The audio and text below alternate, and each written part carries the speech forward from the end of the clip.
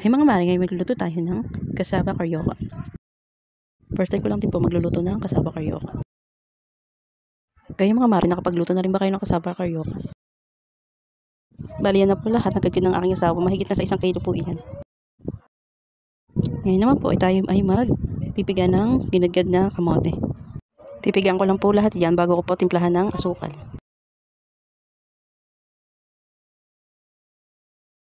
Bali yan na po lahat yung aking napigaan na kamote. Ngayon naman po ilalagyan ko siya ng half cup ng sugar. At yung matitira naman po na kalahati ay para po mamaya pag papagulong natin bago iluto ang kamote. Kailangan po haluin ng haluin hanggang sa umalo na po yung asukal sa ating kamote. Siyempre, pag ganyan po, kailangan din natin maghugas ng kamay. Pagkatapos naman po ay nilagyan ko ng margarine. Optional lang po ang paglalagay ng margarine. Pwede pong hindi nyo na po lagyan ng margarine. Halo-haluin nyo po para kumapit yung ating margarine sa kamote. Kapag nahalo nyo na po mabuti, ngayon naman po ay tayo ay magbibilog na.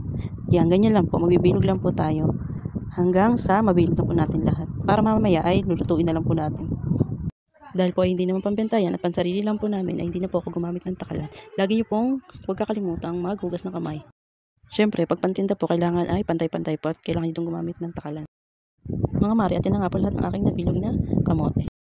Bago po natin lutuin ang kamote ay pagugulong po muna natin ito sa asukal. Bali dyan ko po ginamit yung half cup na natira kanina asukal. Ganyan lang po ang gagawin nyo bago iluto ang kamote. Paikutin sa asukal.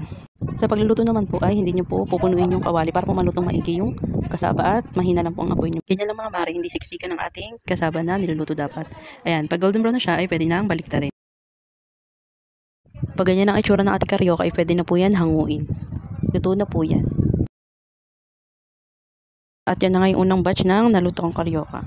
Titikman ko na nga mga mare. Ayan at nabibitaw-bitawan ko at mainit-init pa mga mare yan.